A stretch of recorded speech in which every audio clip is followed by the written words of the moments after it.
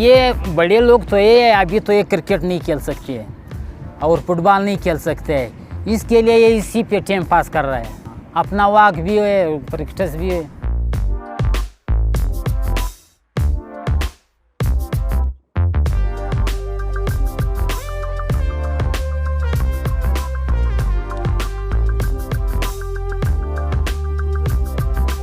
मेरा नाम अनायतुल्लाह है, हम यारों का रहने वाला है।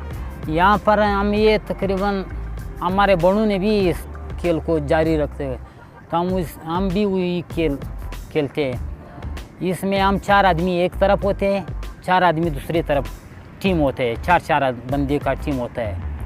इसमें हम 4 पिले होते हैं, 4 कड़े होते हैं।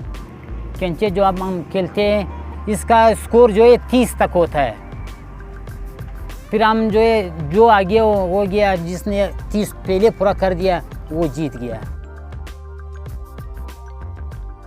वो बच्चे जो है वो बिल्कुल वो छोटे शीशे वाला खेलते हैं, हम जो है इस तरह ये बड़े वाला है। बाहर के लोग भी यहाँ पर आते हैं हमसे।